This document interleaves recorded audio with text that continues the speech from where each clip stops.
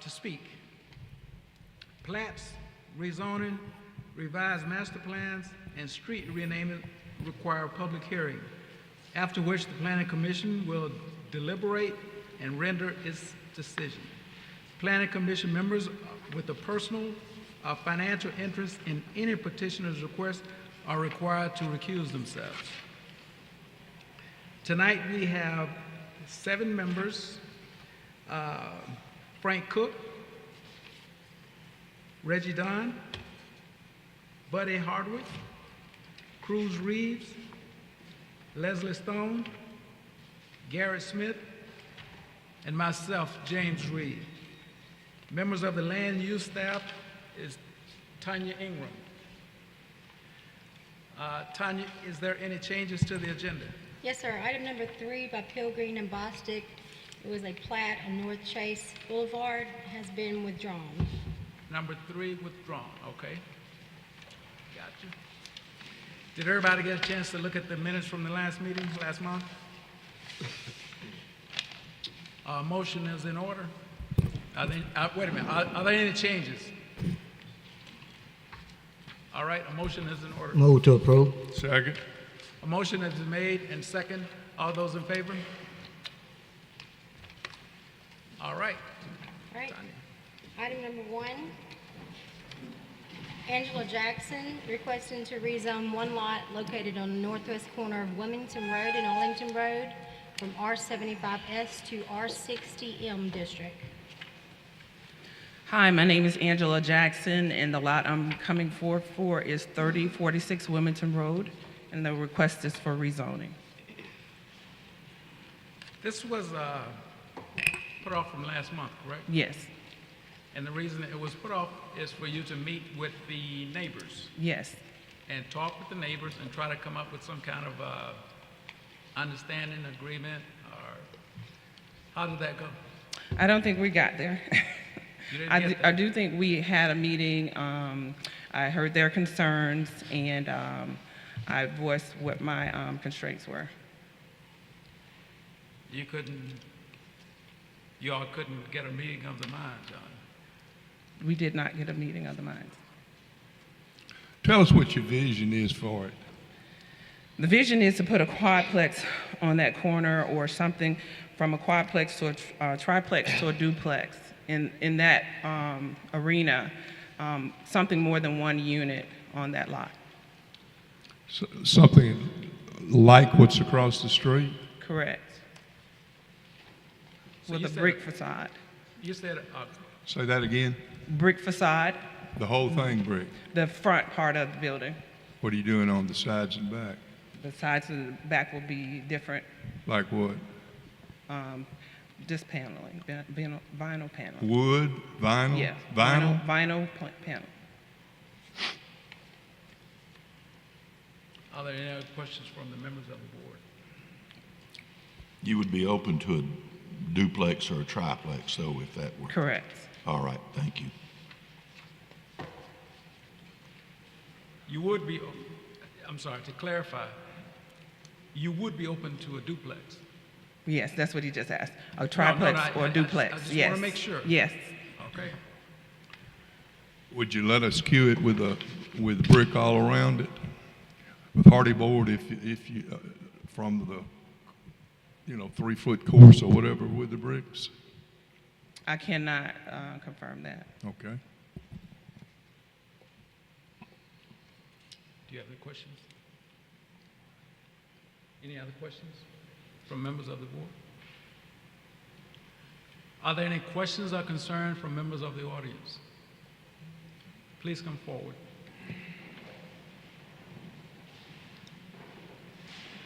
If I could get maybe 2 people, maximum 3, if you keep it kind of brief and don't make the same points. If you don't mind, We'll be brief, I promise. all right. I promise. Good afternoon. My name is Mitzi Cole.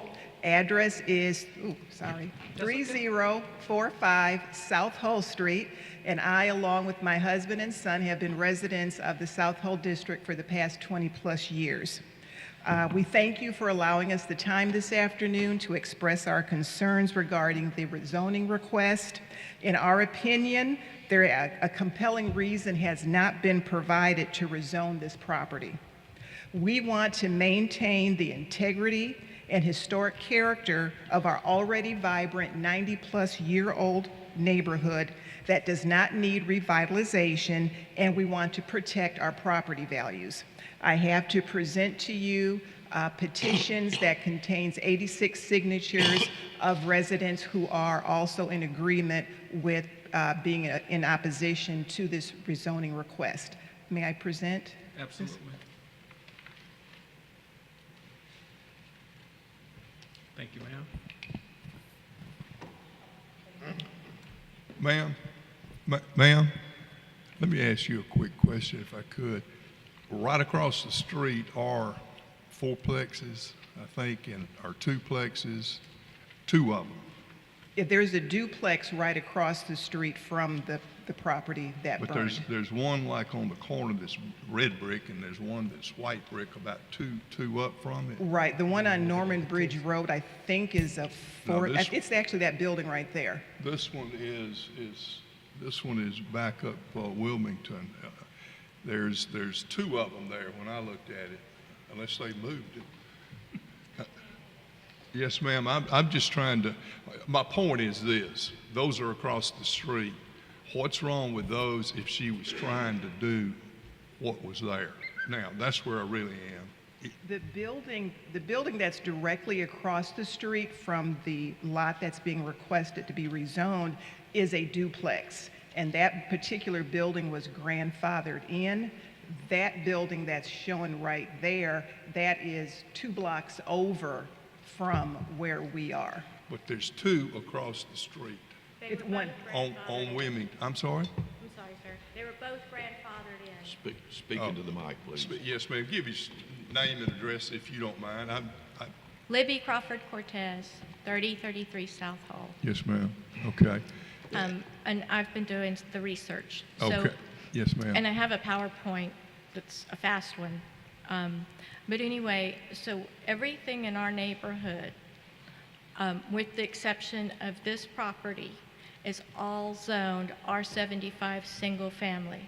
The 2 duplexes were grandfathered in. They were built before the Okay. current zoning, and the apartments down on Mount Vernon, there are 5 apartment buildings, they were ma'am. built before the current rezoning, so they were grandfathered in as well. Gotcha. Thank you. Thank you for clearing that. Okay, Walter Thomas, 3209 South Perry Street. Yes, distinguished panel, thank you for allowing me to speak before you today. I'm old enough to remember a time when purchasing a home really meant something in America. It was a common desire, and it was part of the American dream. God has blessed me with the strength, and with that strength, I worked hard, and from that hard work, I was afforded the opportunity to purchase my home. Many of you who have been blessed the same way know that purchasing is only the beginning, because a home is like a child that you take care of for the rest of your life. I believe it's worth fighting for. Some studies have found that an increased number of apartment complexes can decrease the sales price of single-family dwellings in a neighborhood.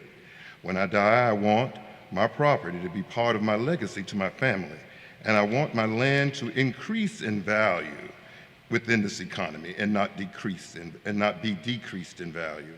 It's worth fighting for.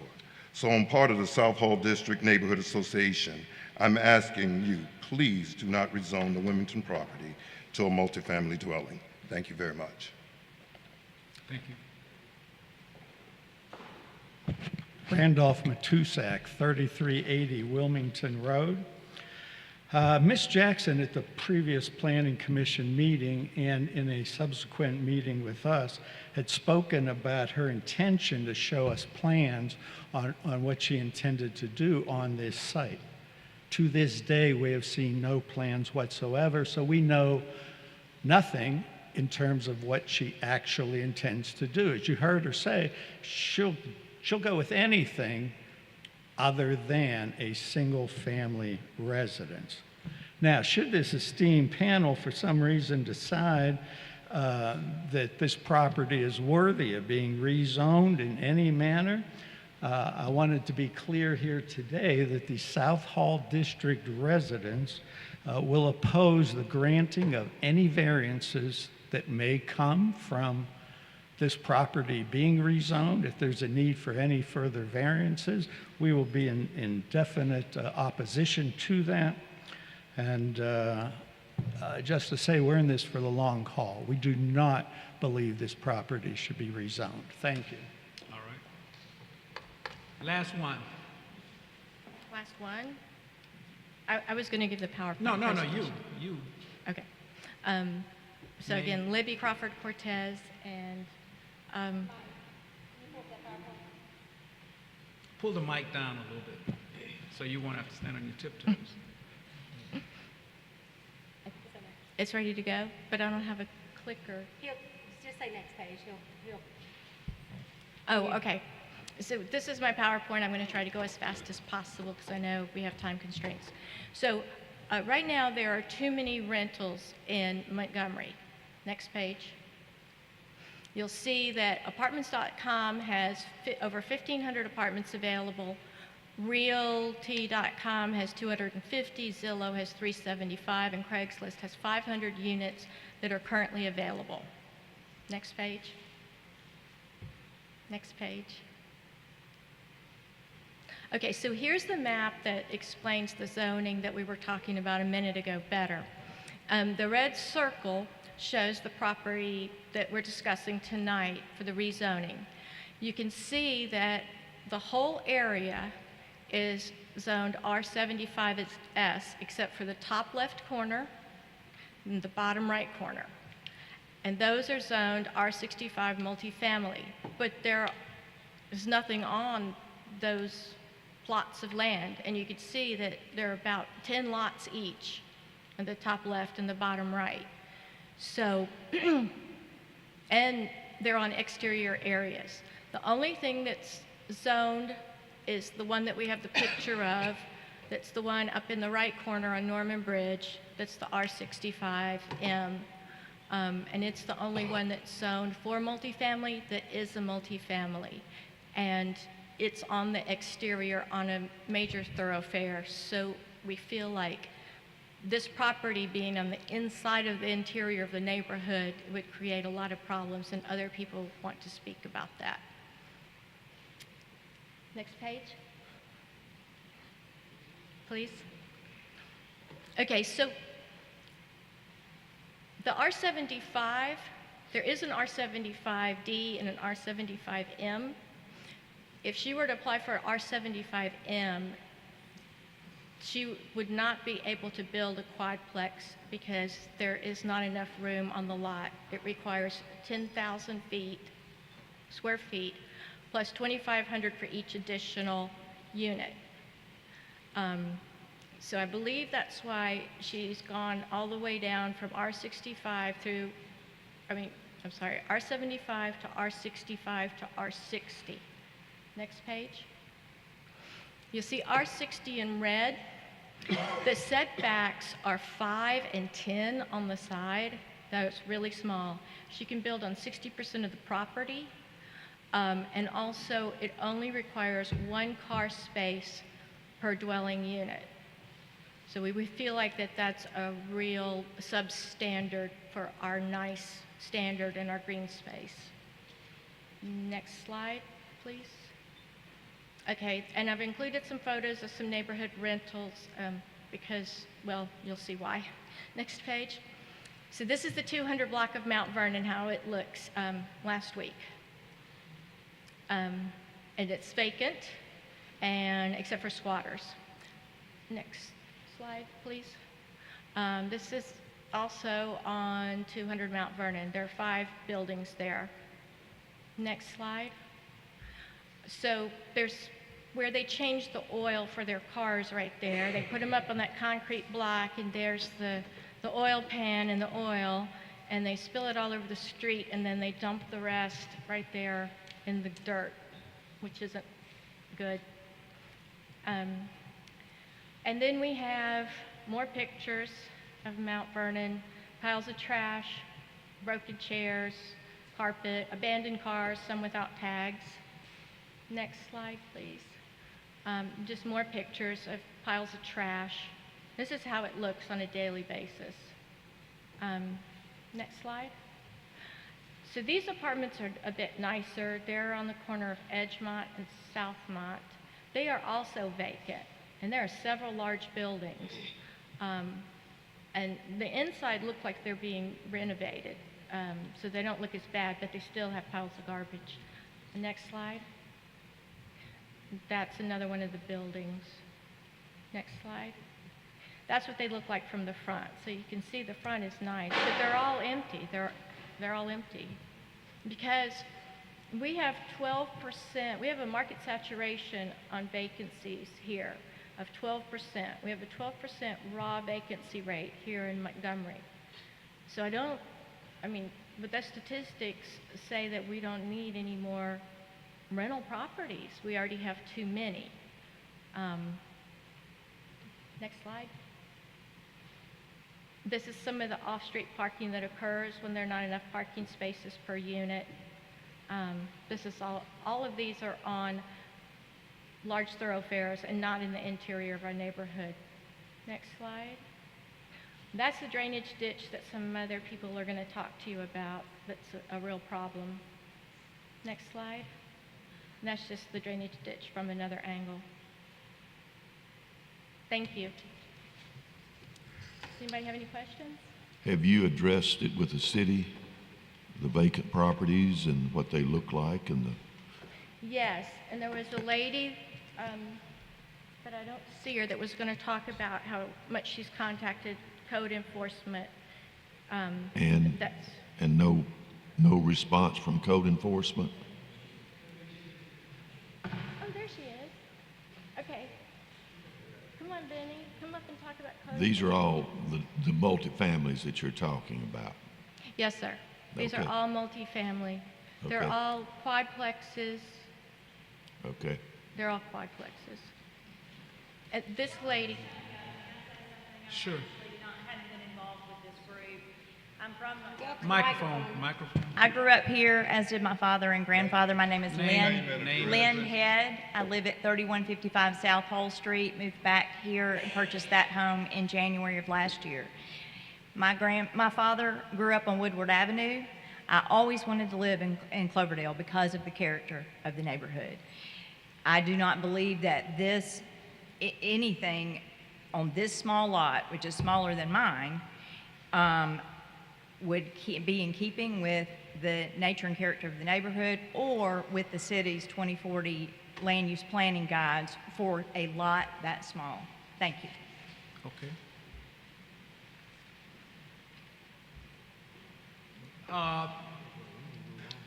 Do you have anything different than what's been said already? The president. My name is Sarah Gay Edwards. I live at 3044 South Hull Street.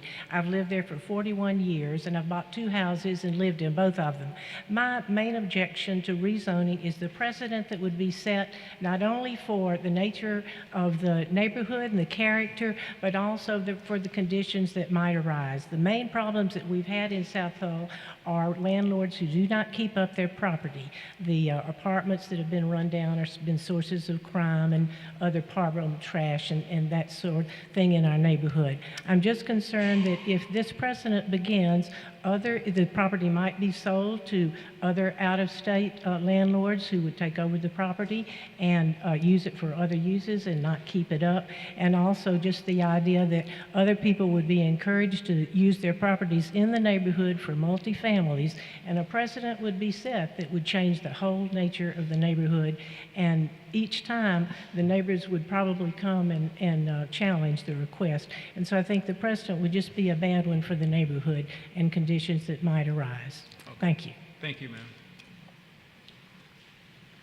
Come on, ma'am. This is the last, and then you could have your comments. Well, she just basically said what I was Name- going to say. name and My address. name is Benny Riley, and she basically said what I was going to say my concerns about was our city's not doing very good with enforcement of city ordinance codes and the tenant landlord enforcement. and rezoning to more multi-families will bring in more violators of abandoned properties from the in-state and out-of-state investors. And I have two apartments down from me right now that are boarded up, and they have been just abandoned for years. And this type of investment is dependent upon having tenants to rent these apartments. And with rent being so high, there's not enough people with income to be able to afford these properties, and they're boarded up and abandoned.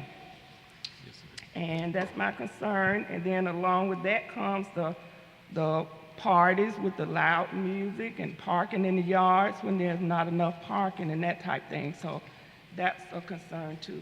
Thank you, ma'am. You have the last word. I think there's a lot of assumptions about who I would be as a tenant or as a landlord based on some of the comments I've heard. Also, I just think that I should be given an opportunity to see what I can do with the property that I have purchased. Have you already purchased it? I already purchased that lot. You purchased it without rezoning it? Correct. Okay. Is that it? Yes. Any other? I'll be very short and sweet here.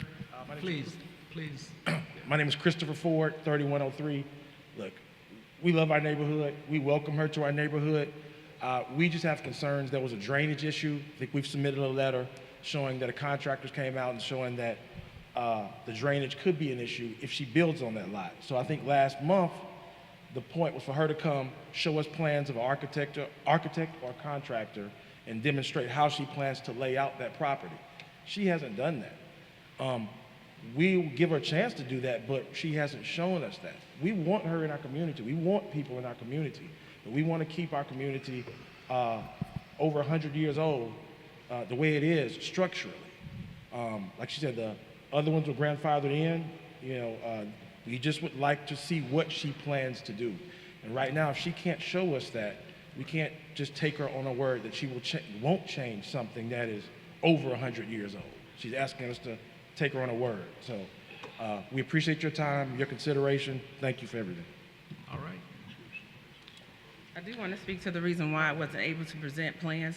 The resources are pretty scarce in the construction industry right now, so I'm still working with the civil engineer and the structural engineers that I'm talking to about a solution. I just don't have that to present tonight.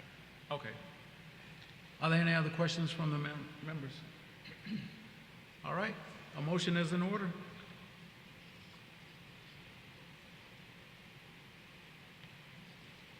I move to disapprove. Reason is we don't have any plans. We don't have any idea of what we're going to build there yet. I second. A motion has been made and properly seconded. All those in favor of the disapproval because of the reasons stated, please raise your hand. How was that time? That was unanimous. Unanimous? Yes. Okay. Did you get the reason? Yes, I got it. Okay. All right, ma'am. I Thank do you very plan much. to appeal. I'm sorry? I do plan to appeal. Okay. Okay. No problem. Number 2, Amber Nicole Williams requesting to rezone one lot located on the south side of Rainbow Curve at 4724 Rainbow Curve from R65S to B1A Central Business District.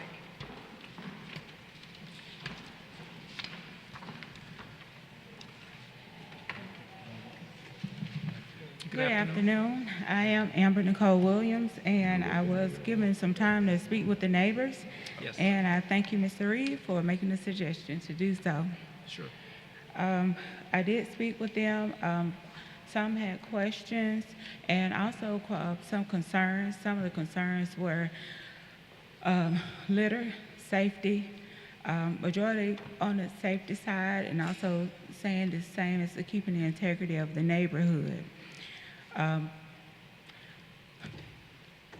When I talked with them last, I also put stipulations and accommodations I placed upon myself to see if they would agree to, and I want to just list some of those. And one was to agree to never have a place to place a rolling, a flying, or isolated marquee business sign because we do have some residents that are not legal businesses, not legitimate businesses, but they have business signs in their windows or their yards in our neighborhood. Also, I asked that I could agree to keep the character of my property as residential, which would also be not out of character at any time compared to my neighbors or in the neighborhood. And I agreed to return the property to residential R65S if I sell it or if I use it for rental property. Including all the costs and fees attached to the rezoning process, I agree to pay myself. But I've been in this house about 7 years now, and I don't plan on moving. Raised in a neighborhood from 6 and 7 years old. My parents are residents over 30 years, and my sibling and my in-laws, they also live in the neighborhood as well. So also I agree to keep my clients as appointment only, never changing to accepting walk-ins or advertising for walk-ins. I agree not to perform services during hours that are commonly known to be time of rest for my immediate neighbors, which are left, right, and in front of me. And I agree that there will be no way of entry from another yard or anyone else's property, and there'll be no byways to come in or out of my property except for my driveway, my entrance. Also, there was a vote that was taken at the neighborhood association meeting, and I can't say all of the neighbors that are a part of the association were present at the meeting. There was mention that there are over 1,700 homes in the neighborhood, and maybe less than 50 were present and also voted, including ones that were not registered with the neighborhood association, which I did appreciate. In the email that I received from the president, it stated that they didn't have time to even verify if these ones were neighbors. And all of them that did come they came because I told them about it. This is where you meet, this is where you go. And they were glad to know about it. And the ones that came, they did not even know that that meeting was being taken place. There are signs in the neighborhood, quite a few, but there are no numbers on the sign for you to call for more information. And there is no location where you would meet at. So it says when, and it says the neighborhood association meeting. Also, I was able to talk with a few of my residents within just an hour and a half time. I was able to get over 10 signatures with some, including husband and wife, in the homes that are some on this street and adjacent, that agreed to the rezoning plans. And also they were informed me that they were not aware of the meetings that were being held in the neighborhood. Some of my neighbors are older and some don't get out as much as others. And the neighborhood association, they voted to object, they voted no.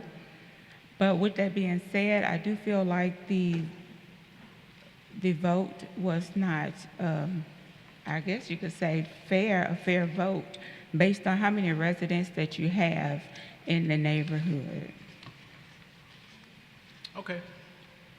Are there any questions from members of the Planning Commission? I only have one question, and you were trying to do a salon in your... Yes, okay. I want a small space salon, which would actually change the would change the dynamics of the home from a 3-bedroom to a 2-bedroom home.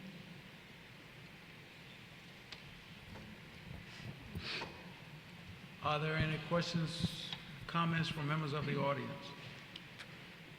Please come forward. And I would like to mention that I was asked about the 2040 plan, and I had it misunderstood. I did review the 2040 plan, and I said I reviewed the 2020 plan, but the 2040 plan is the plan I did review. Okay. Yes, ma'am. Please state your name and address. Good evening. My name is Angela Exford. I'm the South Johnson Neighborhood Association president. I live at 4816 Allamont Drive. We did conduct 2 meetings with Ms. Williams. We had, the first meeting was on July 27th. It was our neighborhood association meeting where we allowed her to come in and speak with the members that were there. We also set an additional meeting to have a follow-up meeting on August the 17th, in which we did have members to show up for that meeting. We did have some individuals that did come to the meeting that we have not seen, and I've been in this role for 4 years. We could not validate who they were, but they did write addresses, so we allowed them to vote after the presentations were given. We allowed Ms. Williams to give her presentation again to the members and those that we weren't familiar with at our meeting, and we had neutral parties that handled the meeting. I stepped back from my role as the facilitator in running the meeting due to the fact that I wanted to be neutral and be able to hear and ask questions myself. After Ms. Williams presented her proposal, we had Mr. Robert Smith, who is with the city. He's the city director of planning, to explain the different zonings versus single residential family versus commercial B1A. The residents were able to ask different questions in reference to both presentations. Each adult that was present at the meeting, whether they were a member or not, we could not validate those individuals that did come. They were allowed to vote. May I say something? Yes. It seems like we're getting caught up on the meeting and the people who are members, who aren't members. Let's get to whether you object to it and the reason for your objection. Well, upon completion of the ballot votes, the association voted in majority to deny her request as a neighborhood association, that we did not approve her request to change the residential zone to a commercial B1. Why? Why? Because we feel like it's going to change the dynamics of that particular street as a whole. We want to keep our tranquil area as residential, where we can come home and be at home and be at peace. During the meeting, you may not be aware, we asked about operation times, and she gave us 7 a.m. to 12 midnight. So that was an additional concern that the neighbors had too as well. She also mentioned the fact that I can park 6 cars in my driveway, but if you have an appointment, why would you mention the fact that 6 cars can get there when you're saying you're going to schedule 1 appointment? So that's an additional red flag went up. So the association members did vote to oppose her request. Okay. Good enough. Wait a minute. No. Why don't you come forward, young lady? Good evening. My name is Delphine Lee. My address is 4733 Rainbow Curve. I actually am a resident on Rainbow Curve where Ms. Williams is proposing her beauty salon. I should say that I am a homeowner at 4733 Rainbow Curve. I've been there, it'll be 29 years in October. And for the 29 years that I've been there have been no businesses on that street. I oppose to having any type of rezoning of a business in a residential area. It has been a residential area before I moved there. I would love for it to continue to be a residential area. There are some elderly people there. I read your agenda, and it did say that Ms. Williams would have enough time to come back after she met with her neighbors. This is my first time seeing her face to face. Wave at her across the street, but we've never discussed this. We've never met. And I just want to say that I actually took around the agenda to the neighbors and taped it on their mailboxes on yesterday. I was hoping several of them would come in today. I don't know if parking was an issue. They just decided not to come, or they would just go on my big mouth. But I am here, and I am here after I spoke with some of the neighbors on the street who also are opposed of having this rezoning to take place. And let me just say, in a mile or less than a mile from Rainbow Curve, there are vacant businesses who are looking for tenants. So to me, if you want to have a business, you should put it in a zone that's already zoned for businesses. Other the blight in the city of Montgomery, they're looking for people to come in and occupy. And it would be my suggestion to move to an appropriate facility and not take our neighborhood for granted and try to put a business there. Okay. Thank you. Thank you very much. I have, you want to come in and respond? Yes, I would love to comment, to respond to the comment of speaking to my neighbors. I did speak to some, and some doors I've knocked on, I didn't get an answer. And some neighbors I talked to, they were in agreement, and I received their signature. I also want to say that the reason for the objection from the neighborhood association, those are the two reasons. That's my first time hearing that those were the reasons. I have asked, and the thing is for this is I'm asking for the legitimacy to be able to have a business with a low cost overhead and still be in my home. So safety is not more than a concern, more concern than it would be for myself and my son in the same home, because I would have to be very discerning on who I would choose to be a client. Okay. And my other thing is that it's been times when the reason I gave the times of operation could be up until midnight was because if there is a certain style that someone is getting, it may take a few hours for that style, which is called protective styles. That doesn't mean there's 4 or 5 people there. It doesn't mean it's a slew of cars. It's just that one person. Also, I mentioned the parking and how many people I could park in my yard and in front of my home, just so the neighbors would know that there will be no impact to their home when it comes to parking. Okay. My understanding is the planning department objects to it too, correct? Yes. Okay. All right, thank you, ma'am. Would the person that was head of the neighborhood association come back up, please?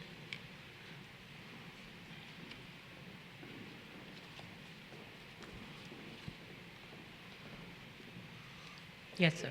The lady indicated that there were several businesses in the neighborhood that had signs in their windows or other signs in the yard or whatever. Have you addressed those? Yes, sir, I have. I've notified the housing code. I've also talked with 311. We have a barber shop that is operating on Woodbridge right by the apartments, and I've talked with housing code in reference to that. They did send a letter out to the owner. There's another one on Delray, on the corner of Delray and Siebel's Road. There's an additional one on Coventry. These are barbers. And we've notified the city so that they can follow up with these individuals because they should not be operating businesses in a residential zone. How long have these businesses been operating? Well, we've been working on them for several months. And the problem with that is... Why have we not done something before then? The reason why is because enforcement with the city housing code is the issue. We as the association cannot send them notice to cease. Only the city can. If you need validation of those letters, we will be more than happy to provide those for you. So the city has not done their job, is what you're saying? That is correct. Yes, sir. Thank you.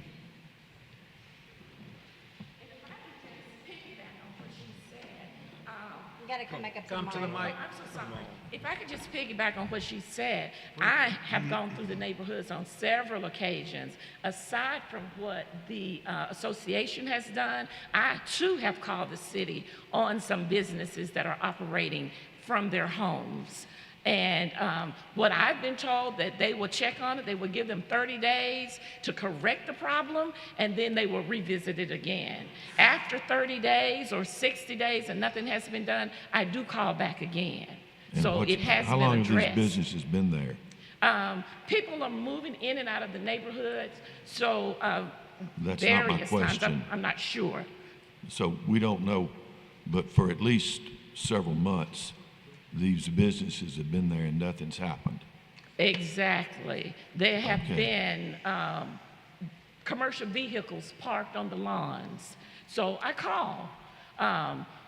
Right up the street from where I live on Rainbow Curve, there's a gentleman that works on his cars in the yard, have cars on the street without tags. I call, and they do come around and they put the orange stickers on their vehicles or what have you.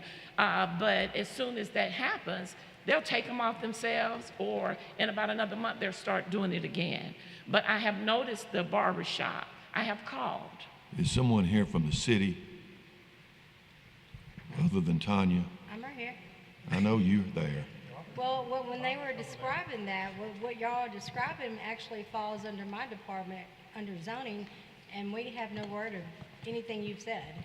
And it also should be under MPD as well, because the police officers also went out to the one with the commercial vehicles parked all over the lawn. So also was Councilman Mitchell, and Councilman Calhoun has been working on this same issue as well. We've been working on this diligently, but we cannot be the enforcer. We have to follow the rules Have you of the called city. the zoning department? Right. And we've notified 311.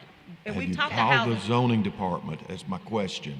Mr. Cook, when 311 gets those complaints, they send it to every department, or should send it to every department that has anything to do with it. And these just don't sound familiar from our department, but I can get with you tomorrow on the locations. I would appreciate And I sent emails as well. I sent written correspondence before I even talked with them at the city. So I have several written correspondence to who? to 311. And I copied the city councilman and housing code too as well. I also write Mr. Kippy Tate too as well for housing code when we have issues. I do send that information in writing, so I have a paper trail. And that's been going on for how many months? Several months. And the issue with the barber shop, the one on Woodbridge, is because the curtains are pulled during the day, and they're telling us that we've got to be the detectives and snap photos when they've already sent a letter out to the owners. And I can provide that information to you as well. Is that correct, All right. Tanya? That's All because right. we don't have a zoning inspector, that's correct. All right. And I have the number on speed dial on my cell phone. Okay. So as I'm going down Okay. the street, Okay. I've called your office several times. Okay. My name is Okay. Delphine Lee. Okay. We got it. Now, ma'am, Ms. Williams? Yes. Do you want to proceed, or do you want to delay? Well, I would like to respond that I agree with them about the businesses in the neighborhood. They're tacky. The Right. ones on our street, that's Got it. tacky. I've seen the pink stickers and Got it. glad when I do see them. But that's the thing, that's not me. Okay. Right. These ones are not asking for legitimacy. I need the legitimacy to get things going so I could be able to worry about understand someone's safety if understand. they're in I my understand that. home. And my question to you is, do you want to proceed, or do you want to delay? Tanya, before we do that, are there any business in the neighborhood that is zoned Not that I'm properly? aware of. That we're not aware of any businesses? So the ladies are correct in that there's no correct zoning for any of these businesses operating in the neighborhood. I don't recall any internally, no. Okay, okay, thank you. All right, Ms. Williams? And if I delay, what would be the reason for a delay? Would it be to present more information? Yeah, for them to get more information, to substantiate what they said, basically. It's up to you. I mean, we can proceed and we'll vote right now. Right. Ma'am, What- you've done a good job of presenting it, of doing everything by the book. And that's The where problem is other people have not done things by the book. Right, and you're it has dampened this situation because they've chosen to do things the wrong way. the wrong way. I'm very much in sympathy with you, but I do have some pictures of some of the places that they were talking about, the business that are being ran, You can get me with me tomorrow. and I could do that. So delay will be fine. So you 'Cause I want to do- delay? Yeah, I would like to delay because I would like to address the issues of the objection, because I didn't know why it was objected. So now that I do know, I would like to address those. But I would also like to send her pictures of the different businesses that are being But that's not ran. gonna affect you. I mean, the other business doesn't affect you. The only thing we're here to discuss is your situation. That's it. We have no authority to deal with the cars on the street, streets, grass, whatever. Right. We have no authority to deal with that. We're only here for your items on the agenda. And the question right now is, do you want to proceed or do you want to delay? And if you delay, for whatever reason, the neighborhood associations, they want to show the department that they've been diligently doing their job trying to eliminate this stuff, and they're going about it the legal way to not let another one come in. That is where we are. So do you want to delay or do you want to take a vote? I'm gonna ask one more question, if I may. If, once she's shown information to prove what they're saying, that's still only a situation between the neighborhood association and the correct. city, correct? That's So correct. that would not have any bearings on what my decision would be, correct? That's correct, and their vote will remain the same as they object to it. Correct. So what we can do, we can go ahead and vote today. Okay. And if we vote today, will I still be able to go ahead? We can go ahead and vote. Okay. All right. Is there a motion? Motion to disapprove. Reason, this is a primary situation where you've got spot zoning. And this is why you have zoning, is so you prevent that. So, to me, this is a pretty simple no. The motion has been made to disapprove one of the reasons, spot zoning, and has been properly seconded. All those in favor? Who seconded it? Okay. All those in favor? Those opposed? It's unanimous. All right. Thank you, ma'am. Thank you all. Tanya, I would please deal with I'm going to get with the I have correct Ms. zoning Exner's email. in that neighborhood. It's not really fair to this lady to come in to deal with it. No, we shouldn't zone it, but we need to clean up the zoning in the neighborhood. Understood. I got it. Number 3 has been withdrawn. Number 4, Olson Land Partners, representing Twas Properties. Final approval of Twas Montgomery AL, plat number 1 on the north side of Atlanta Highway, approximately 150 feet east of Macklemore Drive in a B2 district.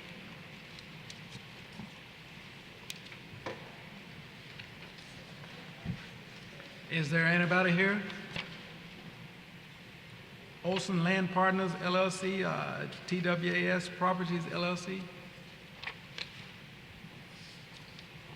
We can push it to the end and see if someone Okay. shows up. Sure, we'll do that.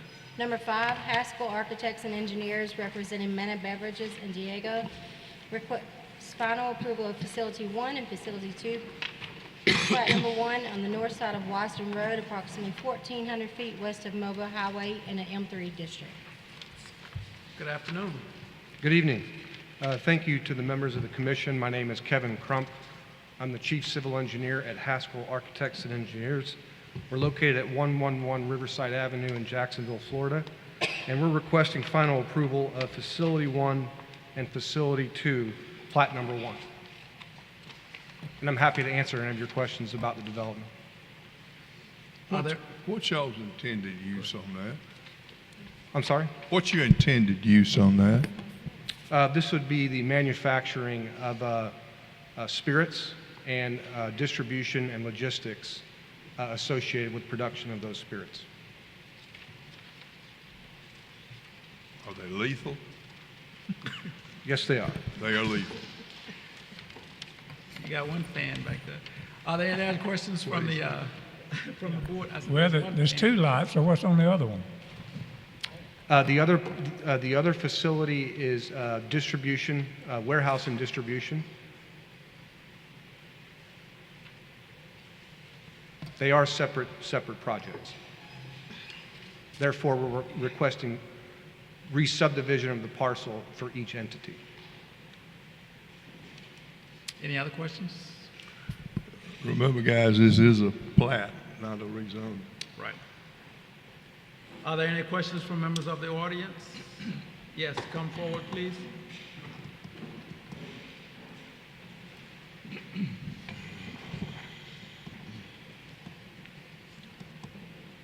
Good evening. Good evening.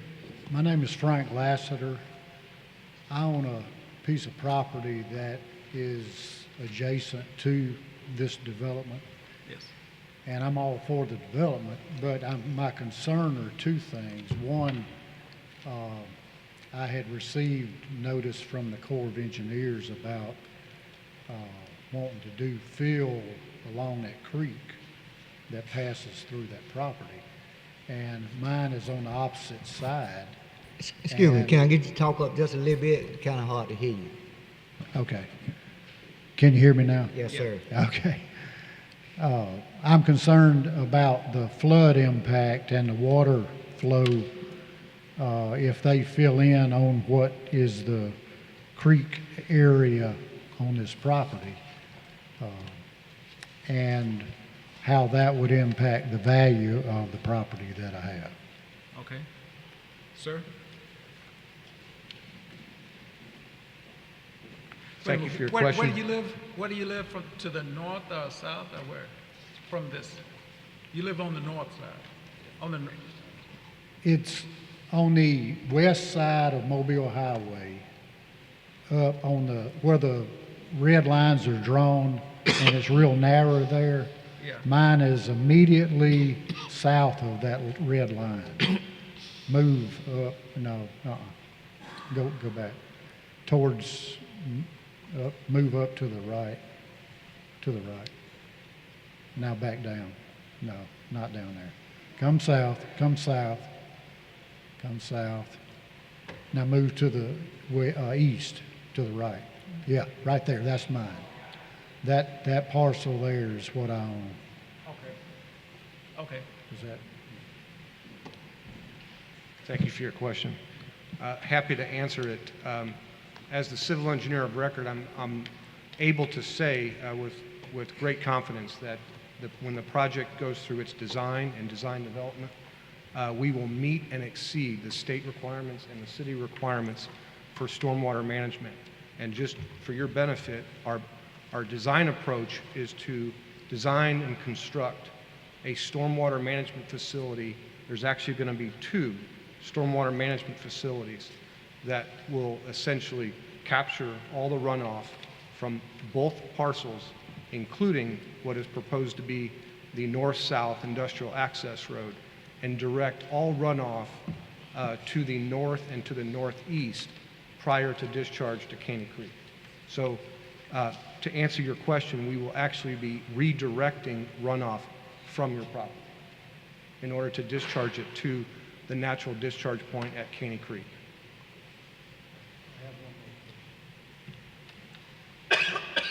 The infrastructure of the roads, has that been decided on where the new Wasden Road is going to be located?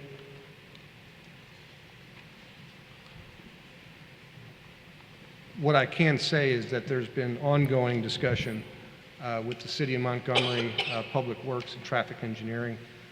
We are aware that there are anticipated improvements to Wasden Road.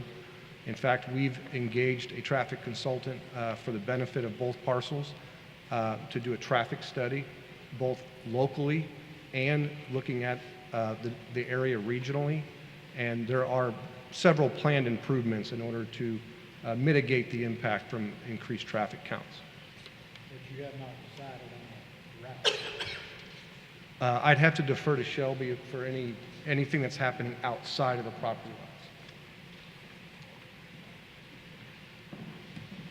Shelby Stringfellow, Montgomery Chamber of Commerce. Could you adjust the mic a little bit? Adjust the mic a little bit. Yeah, Shelby Stringfellow, Montgomery Chamber of Commerce, Industrial Development. Yes, we have been in communications with the city, the county, and AlDOT to address the traffic flow on Wasden Road.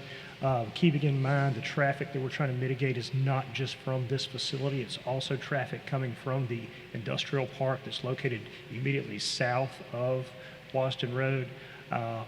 Most of that traffic is going to be redirected in the future due to future improvements of Highway 31. But to your question, as far as has any roadway improvements been finalized, they have not. The city, the county, and the Alabama Department of Transportation have just now negotiated a funding agreement to start doing preliminary investigation and design of Wasden and Highway 31 improvements. But nothing has been finalized at this point. All right? Thank you, sir. All right. And one final thing is that the Montgomery Waterworks Board has no objections to the subdivision of this property. It is understood that additional easement and adjustment to existing easements will be required by our document and replat once utility plans are received and reviewed. And that's from the Waterworks Department. All right. Any other comments, questions from the audience? All right. A motion is in order. Move to approve. Second. All those in favor? Unanimous. All righty. Thank you, sir. Good luck. Thank you. Number 6, Everett Dominguez requesting to rezone 3084 Woodley Road from O1 office to a B2 commercial district.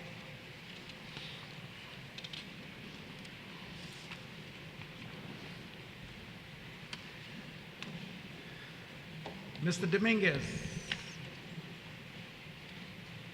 Mrs. Dominguez. All right. Tanya. Okay. Number 7, Muhammad Ali, representing T and Ali LLC, requesting to rezone 155 Collison Boulevard from O1 to a B2 commercial district. Thank you. I'm Guthrie Jeffcoat, 928 South Hull Street, Montgomery. And this is a landmark area that you all remember if you've been in Montgomery very long, where Union Bank was on that corner in the East Brook. And we just done the surveys. And I've got a couple of agents of the owner. Could you adjust the mic? Could you adjust the mic a little bit? I'm sorry, what? Could you adjust the microphone a little bit? We could having trouble hearing you. Oh, Can you hear me now? Oh, yeah. Oh, yeah.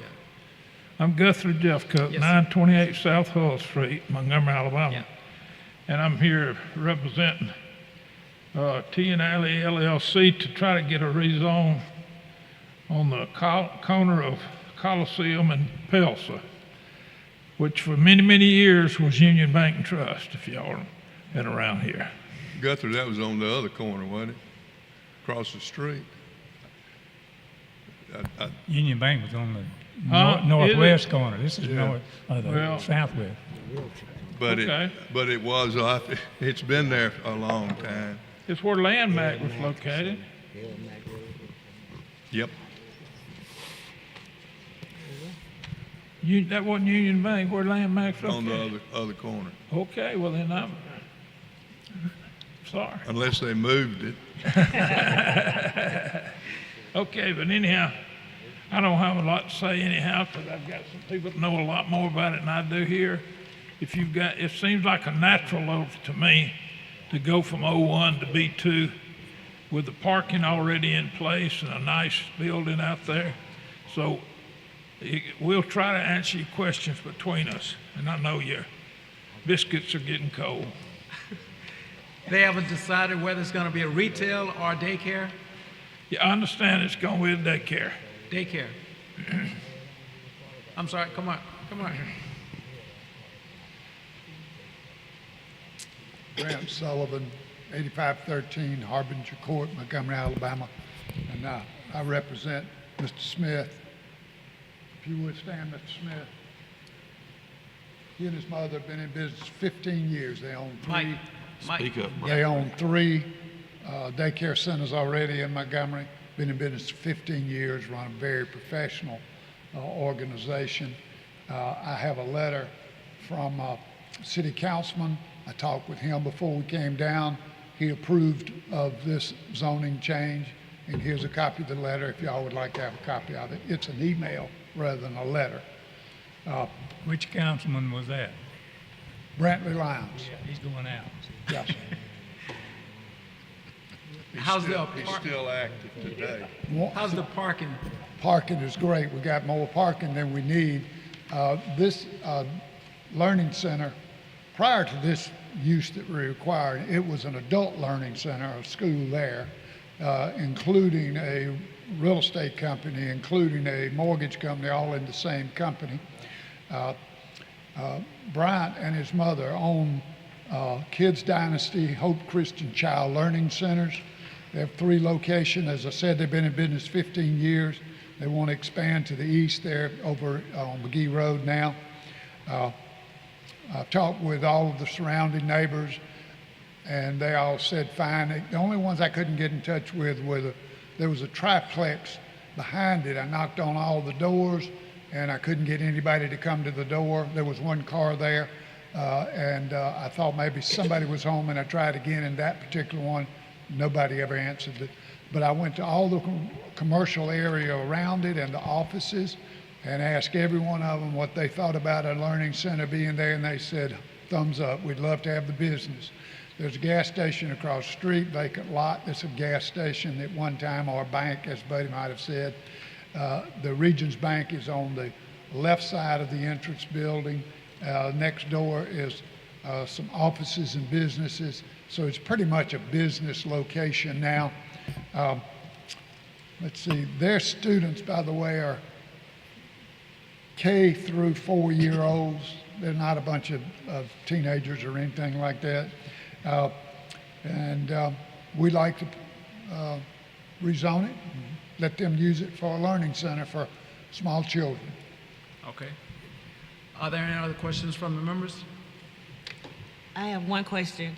If they put a daycare there, how would they, I guess, manage the traffic with the students coming in? Because Coliseum is a busy street in the morning. Coming out, I stay off of Pinehart Drive, so I'm right on the next block over. First of all, the entrance to the building is on Pelzer. There's parking on Pelzer, so the parents could pull up there. The kids would go into the Pelzer door. There's no, they're not going to be able to enter from the Coliseum. Okay. When they pick the children up, there's already a canopy, which they're going to use to let the children out in the rain. If it's raining, they can pull up and pick up there, and they would turn and go on Coliseum Boulevard. But the entrance to the building is on Pelzer. Okay. Any other questions? Yes. So would they be willing to qualify that as a learning center only? Because I got a problem with it stating retail, meaning, you know, and I heard what you said about how many daycares they got and how long they've been in business. But anytime it put me at ease if I know that it's just going to be that learning center, because when you say retail, we could pop up and see a liquor store on the corner. Right. Their plan is to use it for a learning center, for a daycare. Okay, and my question is, would they be willing to qualify it for a learning center only? In other words, we'll put a queue on it to where it can only be a learning center. And if they want to do anything else with it, they'd have to come back before the committee to get that approved. If it's zone B2 qualified for a learning center, yes, sir. If they, in 5 years or 10 years, if they decide to move, if the owner of the property wants to come back and use it for a retail store, something to that effect, is that possible? Yeah, they can come back, and the planning commission can allow them to do that. But like I say, right there on that corner, I'd hate to see a liquor store or something like that going on. So with that queue, basically what I'm saying that we know that it's going to be a learning center. The owner of the property would not want me to put a qualifier on it. They've signed a lease for 5 years. And I'm sure that if it continues on, I think they have an option in the lease. I'm not sure. I don't have it right here in front of me. But the owner would not want me to put a qualifier on it, because when they move in 5 years, he would come back. And I believe at that time, he would, if he wanted to put a different type of business in there, he would have to get permission to do that. So. Right. But putting it on it now, I wouldn't want him to do it. Okay. If you don't put the queue on it, he won't have to come back. That's what he Yeah, said. that's what I'm saying. We don't want the qualifier on it because 5 years from now, if they decide to move, then we want its own business. Everything else around it is business, the bank next door, the convenience store across the street, the paint store across the street. So we would prefer, we prefer that it be retail for the future. So to be clear with everybody clear, you don't want a cube? No, sir. Okay. Clear. Any other questions? Clarifications? Any other questions, clarifications? Are there any comments from members of the audience? All right. Is there a motion? Is in order for it to be a B2, strictly B2, no qualifications? Are there more? I make a motion to approve. Second. A motion has been made and properly second. All those in favor? Those opposed? 4-3, the motion fails. All right, sorry, sir. Put a Q on it. Put a Q on it. Can you put a Q on it and get another vote? Tanya? Yes? Yeah. All right. And I'll make a motion to reconsider. So you're A making a motion second been made motion? to, I'm sorry? You're making a second motion? Yeah, we got to make a motion to reconsider. Motion been made to reconsider. What?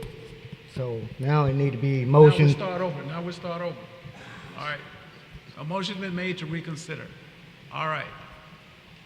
Do you mind putting a Q on it? No. You don't mind putting a Q on it? So, is there a motion for B2 for daycare only?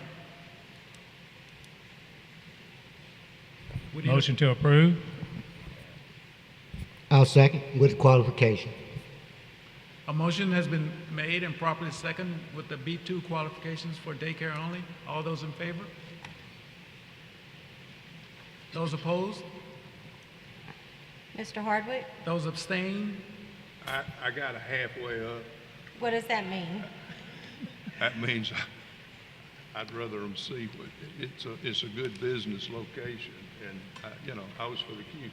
I voted for the cube Okay, to get it, it's unanimous. okay. All right, congratulations on your business. Good luck. Number 8, Jeffcoat Engineers, requesting final approval of Gerson Plat number 18 on the north side of Martin Street, east of Jackson Ferry Road in a R65D district.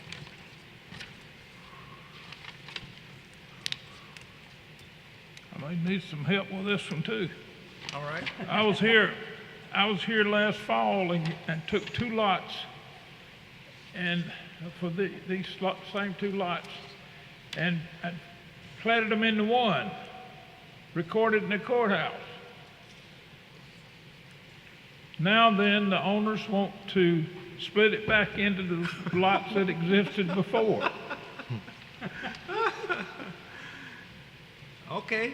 And if you want to, I've got a representative, one of the owners here. If you want to ask her some questions, have at it.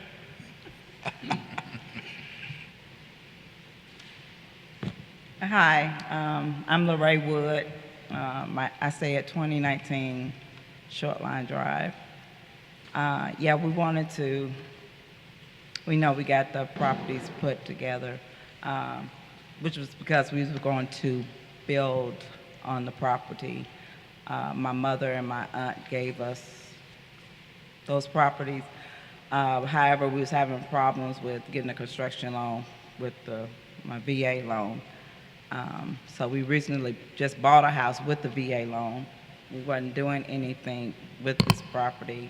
And my aunt, who's a widow now, she wants to put a single wide on the property that she had given us. So me and my husband had agreed that it was okay. She's up in age, and I have a daughter who stays on the back street and another aunt who lives up the street. So that's what we wanted to do. You want to make the two lots and the one lot into Put it two back. lots? Put it One back lot. like All it right. Put was. it back like it was. All right. Any comments from the members? Yes, what about that house, that dilapidated house that's on it now? What you gonna do with it? The house that was on Martin Street.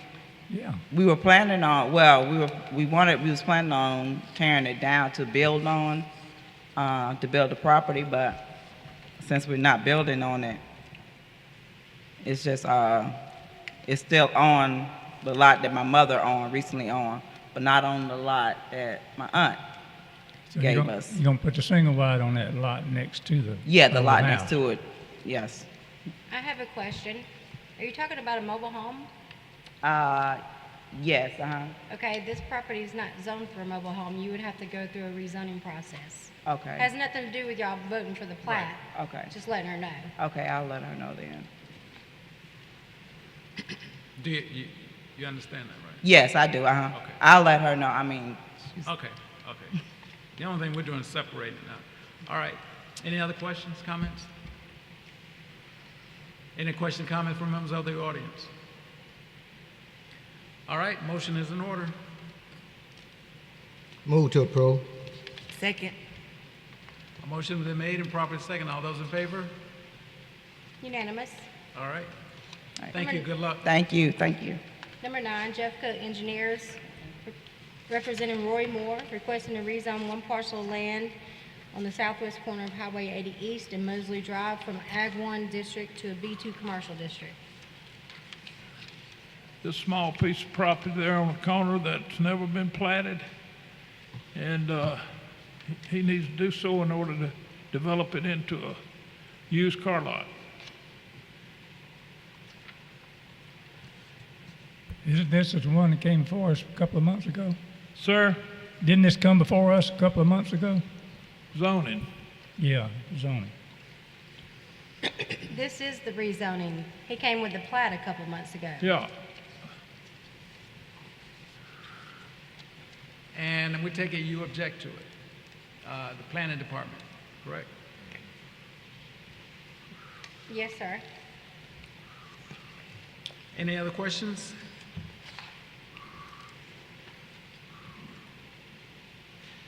This seems to be spot Well, zoning also.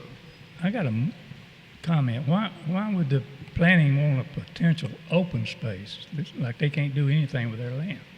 You have to ask Mr. Robert Smith over there. Robert?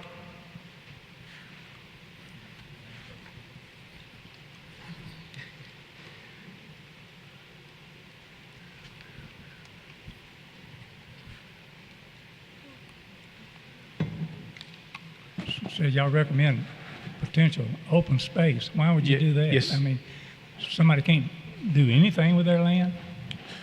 Well, that's pretty much the long and the short of it, yes, sir. So we did object to the proposed rezoning request for a used car lot, largely because it's not consistent with the brand-new comprehensive plan and Vision Montgomery 2040 comprehensive plan that we adopted, that you all adopted in 2020. Half of this, and I think the reason that the consultants designated this location as potential open space is because half of it is in a 100-year floodplain. So with potential open space, if you flip to the second page in your agenda, it says that potential open space is, if you look there, it says public, private parks, recreational open space, or undeveloped natural areas that are permanently protected from development by the city, state, county, or some other entity, which has the intent of all of those particular uses, and it's meant to conserve it environmentally because it is sensitive land because of some of the wetlands nature of it. Now, all of it is not, but a portion of it is based on my review of it and comparing it in our computer mapping system. So it does have some 100-year floodplain on it. So that's why the consultant on this lot right here. On this particular piece lot. of property, yes, sir. We know As I said, not all of it, but some of it. we know an engineered pad could be put on there and raised it up, where it wouldn't flood. Absolutely. That is correct. It can be elevated 2 feet above the base flood elevation. But, again, that would have to be approved by the engineering department. I know Mr. Jeffcoat has dealt with that before, but that was the reason for the objection, as y'all asked. So if I heard it right, the city would not object to it if the property were raised at least 2 feet above flood zone. I'm not saying that I am objecting to it, but because it's not consistent with the plan itself. But the city engineering office, they will allow for properties to be developed as long as they are 2 feet above the base flood elevation of the property, if it's in a floodplain area in particular. Guthrie, is there water and sewer out there on this property? It's nothing, is it? It's nothing. Mike. Microphone. There's water, but no sewer. And this property was part of a bar pit when they built I-85. I was right out of high school, worked out there taking cross sections in that hole. It had water in it back then. Yeah, there's been some trees grow since then. So you would have to put a septic tank system in on that lot. Is that enough to? No, it's not big enough. That's where I'm going.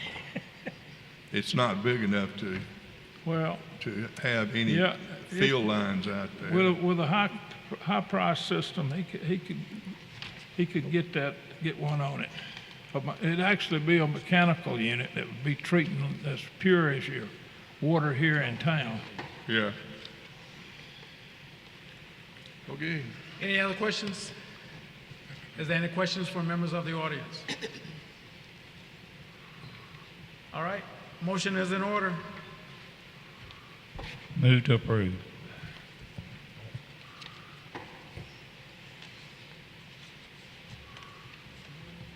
I'll second it just to get a vote out of it. So. All right, a motion has been made and properly second. All those in favor? Those opposed? Motion fails. All right. Thank you, Mr. Jeffcoat.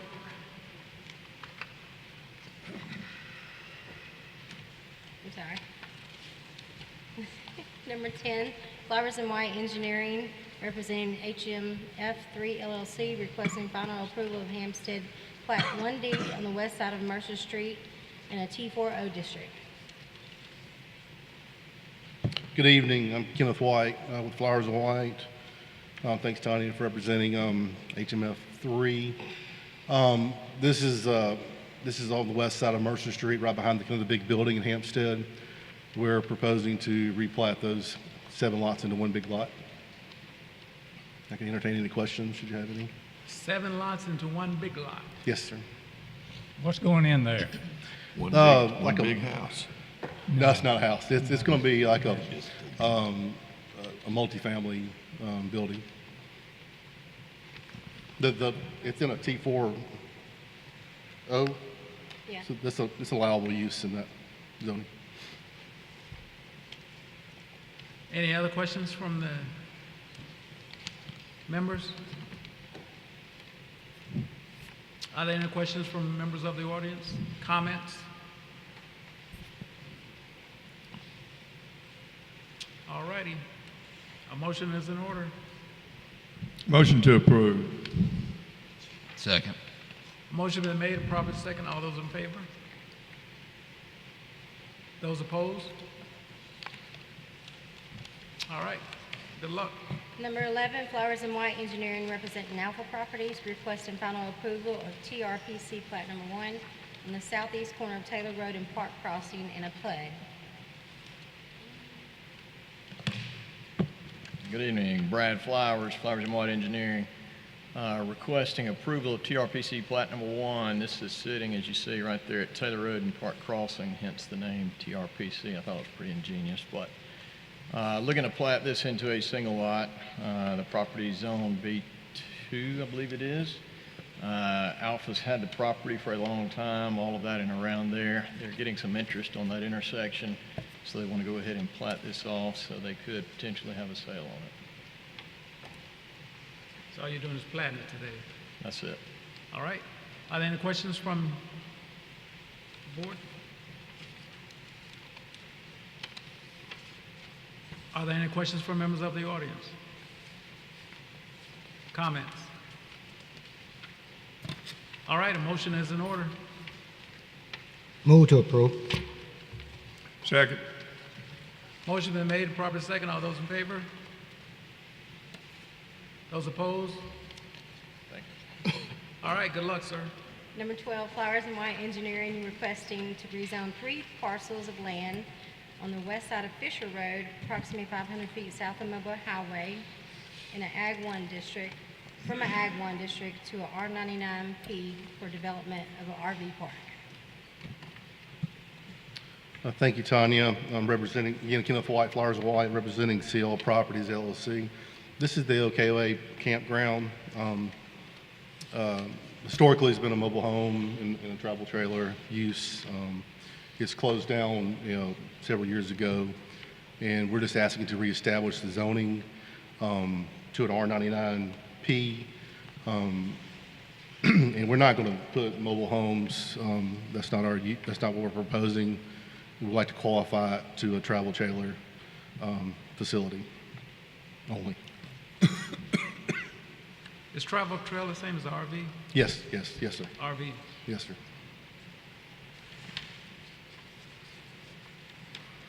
Are there any questions from the commission? You're willing to queue it for that, though, aren't you? Absolutely, Yeah. Mr. Buddy. Yeah, that was in your comment, I think, wasn't it? That's correct. Okay. We would qualify it to the RV or travel. Okay. Yeah, I think. All right.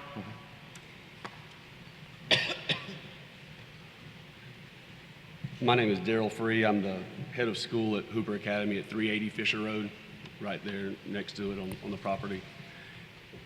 Not really any objections per se yet, but we requested information by calling the city and then calling the engineering group, and was told we'd be getting back with about some of the specific questions we had, and nobody called us back. So some of the questions we have are regarding sex offender laws, what establishes a residence, what are the lengths of the leases, what are the plans for the exterior with trash and things of that nature, because obviously I did a Google map and it's only 234 yards from our nearest exit drive to their turn.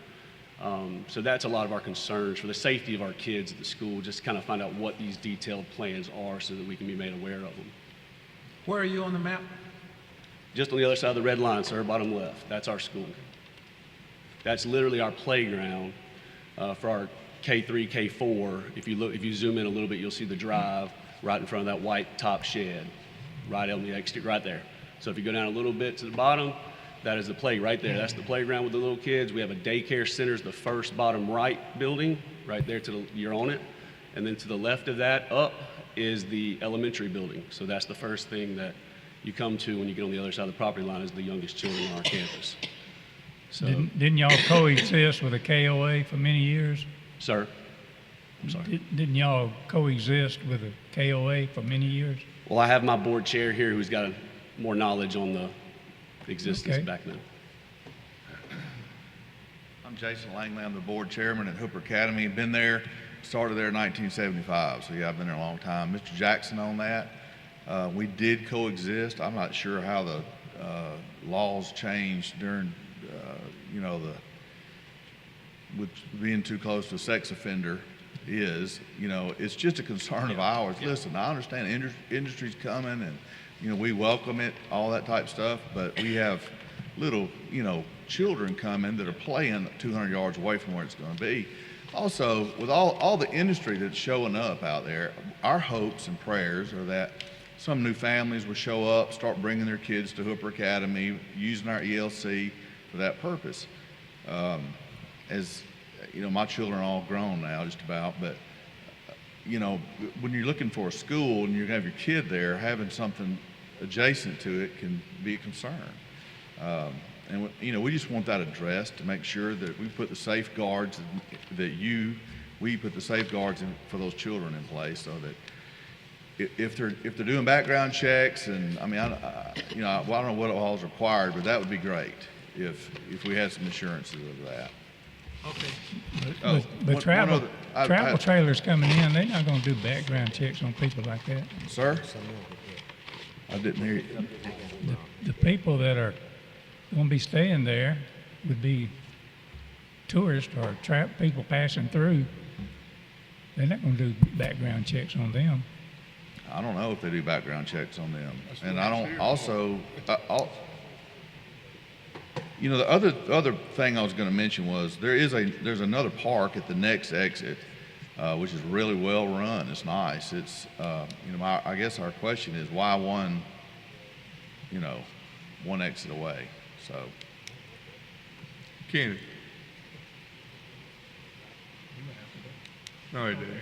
He said, you know, this sounds like exactly what we tend to have quite frequently.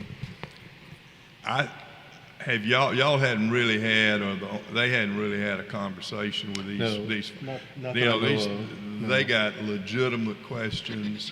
Would y'all be willing to put it off and try to reach out to me and meet with them? Okay, I never received. Okay, I'm so sorry. I didn't receive. We're more than happy to meet with Hooper and put a school or whatever. You know, we can. You know, I was trying to get my owner on the phone, but like we can. You know, we can do a buffer or something. And maybe some of these conversations can be had. You know, on our southwest. You know, corner that might can screen some of the RV storage. We can have some of those conversations. Yeah, I think he's bringing up some things that they're required, and he doesn't want y'all to not be aware. And I think y'all could spend an hour and a half and figure this thing out and come back and. Yeah, I don't. You know, we want to be good stewards and be a good neighbor, and you know, I can speak for the owner. I don't think they'll have an issue discussing some of these issues. Is that what you want to do? Yeah, let's, you know, go ahead. You brought up a valid point. We're the DHR is obviously, you know, there's no margin there for error. And we've got to make sure we're coloring within the lines of that. Certainly, we don't want anybody kidnapped or hurt or anything happen to them, but we got to play by the rules. You don't want the liability. I don't want liability. That's not. I mean, I think that's a valid point. Ma'am, do you want to say something? Just a couple of things. Again, the concern that the school has expressed, but also, if I'm reading this correctly, the zoning would be for a mobile home park. And previously, there was the KOA campground in the red lines, but across the street on Fisher Road was a mobile home park, which really downgraded the area. Also with the KOA or your part would, again, the concern about having another park just at the next exit, is there the need? Then also knowing about the sewage and the runoff with this being in the area. Again, their intended use is to reestablish the RV park, but if it is zoned a mobile home park, they could always change it into a mobile home park. So I do think that just sitting down and talking will help. Well, he's going to restrict it to only RVs. But the bottom line is, if you all can talk, can trade, swap phone numbers, and y'all get together and y'all work out these details, and then bring it back to us next month. Are you good with that? Yes. Okay. All right. Thank you. We appreciate it. Thank you, Kenny. Too. Yep. Thank you. Do I need to make a motion to? I'm sorry? Voluntarily pushing it to next month? Yeah. Yes. Yeah, All right. Yes. Yeah. And y'all can get together while you're here and decide. Item number 13, Hey, flowers and hey, white. one last thing. Hey, one last thing. Could you, Yes, sir, when Mr. y'all Reed. have your meeting, could you please make it clear that, that you are willing to restrict it only to RVs? Yeah, And not that's- trailer parks? Yeah, I'll make that very clear. Okay, please. Yeah, please will do. Okay, thank you. Sorry about that, Tanya. Okay, number 13, Flowers and White Engineering representing Roosevelt McCorvey, requesting to rezone 6 lots on the east side of Taylor Road, approximately 100 feet north of Taylor Road East, from O1 to a B3 district. Good evening again, Brad Flowers, Flowers and White. Back in 2005, 6-ish range, we did the engineering and design for the development, GM Office Park, that Dr. McCorvey is a portion of that partnership there. And it is the office park that was to the north side of Taylor Road, I believe that's east, or I can't remember what the street name, I think it's Taylor Road East, that you see. So we did office lots on the north side, some office lots on the south side, and then we did the residential back behind it. Obviously, as you know, things didn't develop quite as anticipated. There's one building out there on all of those lots, and that sits right at that corner that is not included in this. The movement towards Taylor Road and everything out in this area has become more of the small business, commercial aspect. And so in looking at this, and as long as it has sat vacant, the possibility of turning this into a B3 type zoning became interesting. So that is what we're asking for today, basically taking the lots that front Taylor Road that are adjacent to, on the north side, Dr. McCorvey, and ag zoning.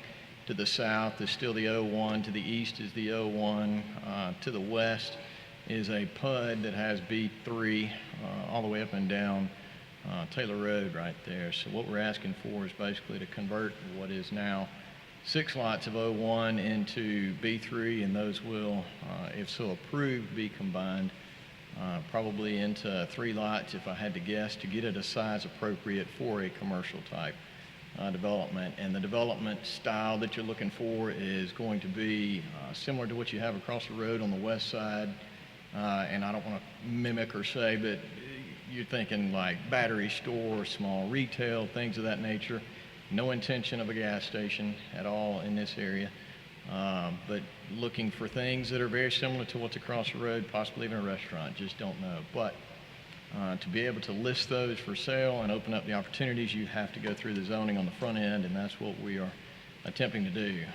I do have the realtor here with us that has done a lot of the legwork. If y'all would not mind hearing from him, I'll let Mr. Fleming come forward and explain some other things to you.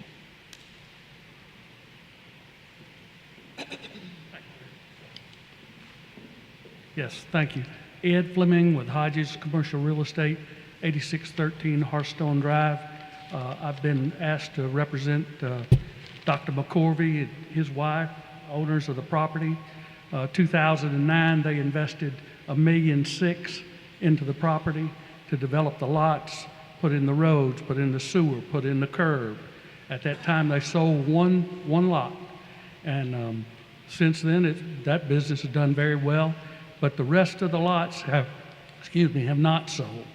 I gave you a list of ones on here that have sold across the street. But first, when we were told to organize, we talked to Sturbridge HOA. They were kind enough to send out an email to all their constituents. We talked to Miss Christine Carter, and we have a letter from her. You have a copy of it at 3655 Taylor Road, and she's for the development. We talked to the folks at Alpha, which is on the other side over there. Then the lots that sold for retail across the street, across Taylor Road, 3713 Malcolm Drive, sold in 2022, $427,000 per acre. 3300 Kissinger Drive, 2023, sold for $293,000 an acre. 3301 Kissinger Drive, across the road, sold for $236,000 per acre. So you see there's about 8 properties directly across Taylor Road that have sold in the past 2 years versus 0 sold in Quad Parkway. So that's the reason we're asking for the rezoning so that Dr. McCorvey can recoup some of his funds. As far as who we would propose would be similar businesses, fast food similar to the Dairy Queen or Zaxby's or Ruby Tuesdays that are already up there. Banks similar to Max, Navy Credit Union, Wells Fargo. Auto body similar to Pet Boys or Advanced Auto Parks. Similar business from across the street. We're willing to exclude gas stations. That would not work in this area. We're more interested in something else. And veterinarians, we would exclude outdoor kennels from a vet service. So I have talked to Nathan Watson that owns the building and Miranda, the State Farm agent that's in the building directly next door. And so we pretty much covered the bases on talking to all our neighbors. All right. Thank you. Convenience stores, you excluded that too, right? Sir? Convenience stores, you excluded Yes, sir. that Gas too? station, convenience store, yes, sir. Okay. Are there any other questions from members of the commission? All right, members of the audience, have any comments?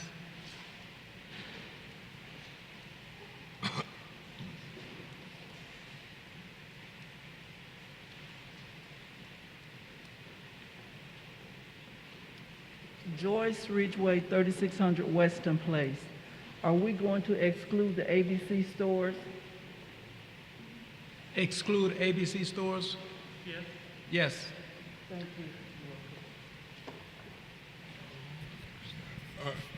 you. You know, I think in just having some conversations that we threw out a lot of we're willing to do's, and I think what you're going to wind up with is having to define it. You know, I don't know that we're able to sit here tonight and try to come up with all the things, but we appreciate whatever input that somebody has, and I know y'all have agreed to cooperate on the thing, but defining them, I think needs to be done. Most of the folks up here, once you get past no gas stations and a couple of other things, you know, we could think of 10 things at 10 o'clock, but we, come on. Thank you all. Ladies and gentlemen of the commission, I just want to thank you for your service. I want to thank you for your wisdom in the planning that we put into our neighborhoods. My name is Jim Dryjansky. I live at 8637 Vintage Way in Sturbridge. I'm a retired military veteran. After 31 years, my family and I decided to retire and put down roots here in Montgomery in the Sturbridge area. It's a beautiful neighborhood. It's walkable, it's bikeable, and the character of it is very friendly to families. Now, we did highlight in the previous discussion that the commercial development is on the west side of Taylor Road, currently not on the east side. A shift here would fundamentally change the character of that walkable, bikeable neighborhood and change the feel for those who are living in the neighborhood. So I think that we need to find a good balance between private commercial interest and public interest here. And I think there's a number of my neighbors here from Sturbridge who are here to talk to what we think our families deserve in terms of walkability, bikeability.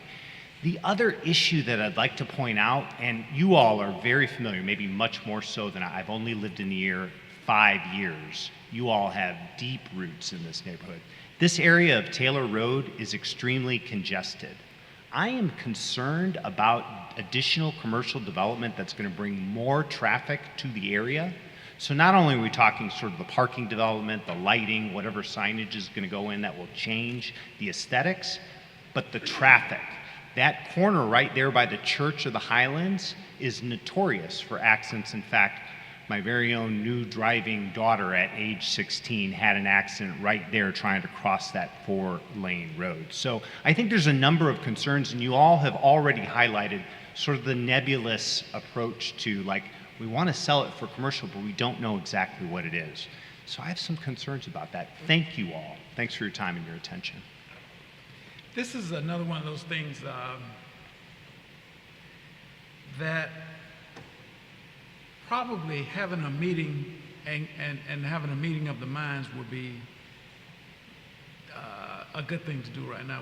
Would you be willing to meet with these people that's presently here and try to come up with, you explain what you want to do and they can tell you their concerns and bring it back next month? Come up to the mic, I can't hear you. Certainly, we'd be glad to meet with them, but I think in fairness to them, since I've already talked, if maybe they'd give their concerns now and then we could get together and discuss them later, I'd be glad to do that. Well, if they, Would that? Because I don't know what their concerns are. but that's why you're having the meeting. I know, but I don't know who to meet with till they come up here and say. These people that's standing behind you right now, get their phone numbers. Right. And then have a meeting with them someplace, and then you can see what their concerns are. Because if they come up, each one come up, and they're going to be discussing the same thing that they're going to be discussing with you, it's kind of a. Okay. Do you understand what I'm saying? Does that make any sense? Yes, sir. But I was just hoping that we could hear from their concerns because we didn't have anybody from the HOA contact us, so we didn't know what they might be. And then I have talked to Nathan Watson and talked to him already and the State Farm young lady, but I'll be glad to meet with them, but I just would like to know what their concerns are. Okay, have a seat and you'll listen to some of those Thank concerns. Good evening. I am Nathan Watson, 8561 West Hampton Court here in Montgomery. I built the office building that exists on Lot 1 at GM Park, and obviously selected that area because it was in East Montgomery, a great area, and we were the first to get in there, bought the first lot, built a nice 6,000 square foot office building comprised of 4 condo units, which I own 2 of them, and the other 2 owners are here as well. We just feel like a movement to the B3 is just going to be detrimental to our office building, to our tenants. We bought it because it was 01. It should stay 01. I'm sorry that the sales haven't been there for the owners, but the other thing, in addition to that, those 6 lots that they are proposing for resub or rezone have no access from Taylor Road. The only access to that property is at the intersection at our corner lot, which everyone will have to come in there. And then when you exit, there's a right turn only. So if you're going south, you have to go and U-turn and move back, going toward Troy Highway. That street is a dead-end street. There's no turnaround on Quad Parkway. So we're opposing the zoning and feel strongly about this. And we just feel like it's going to affect the integrity of our building. Okay. Thank you, sir.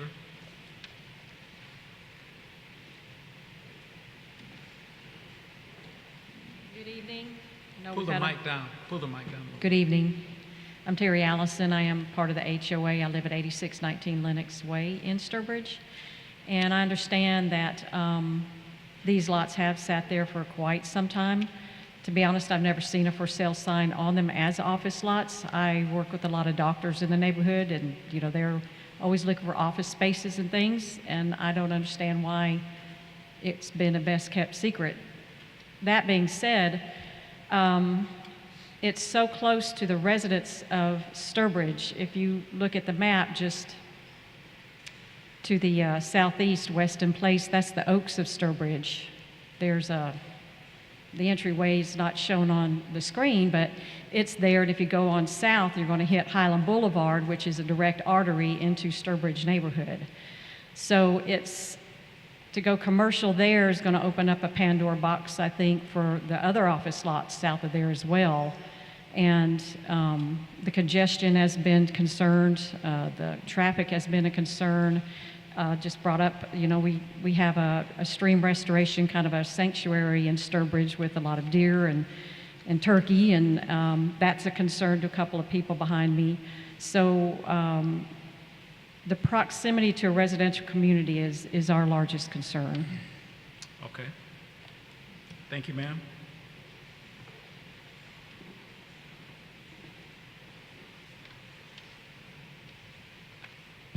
Good evening, Truman Hornsby. I live in Sturbridge.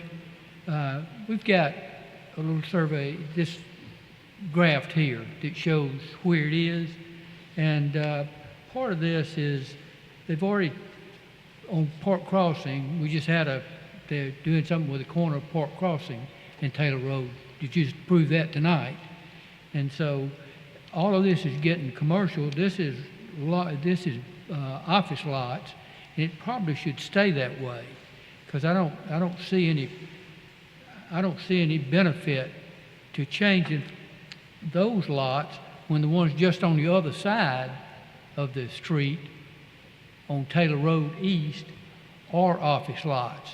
I don't know why you change those to something different for just 6 lots there. So, and also this is the natural areas that are here. You know, all of that will interfere with we think, the natural areas that are going to be part of Sturbridge at some point in time. Thank you. Thank you.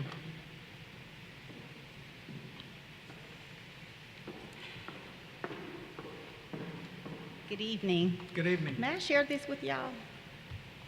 Yeah, Okay. absolutely. Don't forget your name and address. All right, good evening. I am Dr. LaTanya Barnes Sibley, and I live at 8469 Chadburn Crossing. I serve as Sturbridge's neighborhood coordinator, and I will tell you, neighbors are not happy about this topic.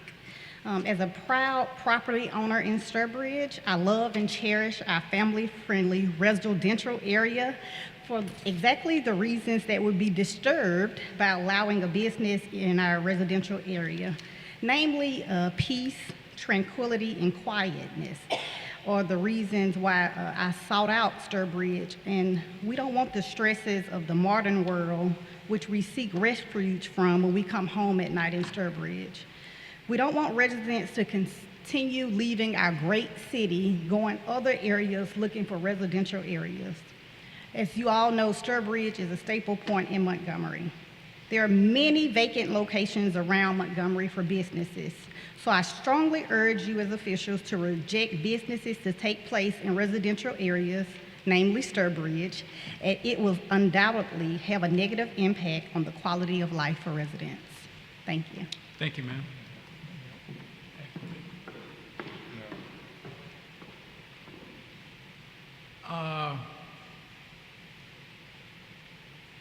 You can come back up now.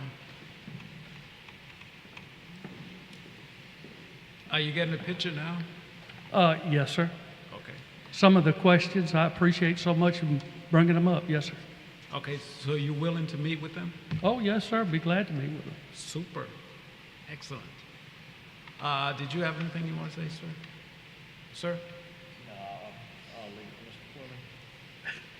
Yeah, if you don't mind, we'll just carry it over till next month. Okay, make sure you get those phone numbers now. Yes, sir. Get those phone numbers, and so that you guys can have a meeting and have a meeting of the minds, and we go from there. Yes, sir. All right. And I'll get with Dr. McCorvey too and see what we can do. But so far, 2009, 2023, he hadn't sold another lot. That's a lot of money invested. I understand. Okay. I understand. We'll do our best. All right, appreciate it. Thank you very Y'all much. stay and meet with him when. Could y'all stay? Could some of you all stay? Hello? But not in here. Could some of you all stay for just a minute so that you could talk with him? If y'all will meet outside. Yeah, outside in the lobby is fine. All right, Tanya, where are we? We're done. All right. What about those you postponed? What about the one we skipped, number, was it 6? 4. 4? Is anybody here from Osen Land Partners on number 4? I'm sorry, we're just Madam- curious ma'am. why we're not getting a vote. I didn't understand the... Because Postponed the to person, next month. because the person that brought it can also withdraw it and delay it if that's his choosing. Okay. And so he chose to talk with you guys, and get a feel of you guys and try to have a meeting of the minds, and then you'll bring it back next month. Okay. Hopefully with the settlement or agreement or something like that. You Come to the will mic. go, you Come to will the go mic. to the front of the line. Are you leaving us next with the month. option to make concessions? No, I'm leaving you with the option No, to it have a doesn't meeting. sound like that, sir. No. The only thing I'm asking, and he agreed to it, was to have a meeting with you guys. That's it. He falsely claimed that he had talked to folks at Sturbridge, the HOA. We are the HOA. Okay, well, he's gonna have a meeting with you guys, whether he did with them or not. He's gonna talk with you guys. You guys have a meeting and try to come to an agreement, and then he'll bring it back next month. Do you understand what I'm saying? I do, and I'm not saying. I'm Listen, not going to reiterate it. I listen, I'm not said saying, what I thought it was. I'm not saying you guys are going to come back in there holding hands next month. I'm not saying that at all. I'm just saying try to come up with some kind of settlement or agreement. That's all I'm asking. And he was willing to come forward with some cues. And that's what we're asking for, is to, if you would meet with y'all so that y'all could come up with some cues rather than us sitting in there trying to come up with cues and then, oh, well, we needed to add some more. So, Well, I guess we're confused because a proposition was given to y'all, and then there was all this opposition, and y'all want us to talk when we oppose commercial well, lots you had there. your opportunity to talk, and you'll have it again next time. But Okay. But right now, what we understood everybody wanted was the right to at least have communications, and they're out there. That's why I said if y'all will get out there with them. They were out there exchanging phone numbers and all. So, As private citizens, Come up to the mic. Come up to the mic. I appreciate your indulgence. Informed citizens volunteering their time to come here tonight. We were scheduled last on the agenda, and I don't know how, but 2 hours of our time, people are through their work days. The sense of our neighborhood is that we don't want this to be commercially developed. It was zoned for offices for a reason. And I have not heard anything approaching a compelling public interest on why we would make that change. So I understand that people made an investment, but they made an investment knowing what the zoning was at the time. I don't think anybody here is looking for another idea on how to get something different commercially. We have concerns that this changes sort of the quality of life and the aesthetics of our neighborhood. We don't want it. So, I mean, you can ask us, but the burden then falls back on us as citizens that we now have to re-marshal people who are busy in their lives to come back and do this again. you do realize this is a fully volunteer board? I do, and I Okay. appreciate your service as well, sir. And we Were you here for item understand number your one? pain, okay? Were you here for item number one? They delayed last month. They had a meeting with her. They did not come. I understand you might not want to come back down here next month, but that's what the person presenting has asked, is for a meeting with you guys. So that's what we're encouraging you to do. And if you'd like to or not like to, we will see you next month. Listen, sir. The last thing we want to do is to come in here and vote, and you guys don't have a chance to get with the guy, you guys don't have a chance to meet him, you guys don't have a chance to try to settle it or anything like that, and we just vote on it. That's the last thing we want to do. And the optimum thing to do is to try to meet and try to work it out and try to work out the differences. That's all we're asking. And he was willing, he could have just as soon said, oh, no, I want to vote right now. And we would have voted one way or another. Somebody might not have liked it. Do you understand? Yeah, of course I do. I appreciate it. That was communicated very clearly. My sense is that the decision to talk was looking at how many people oppose the idea. I understand. So I view that more as sort of a retreat and preserve his options, as opposed to and then placing the burden back on us that we show up again and run But this it is forward. his choice. Yeah, he has It the right is to his postpone. choice. He's Thank you. writing the check for it. So Appreciate it is his choice. Okay. Thank you all very much. Hey, no problem. Meeting adjourned.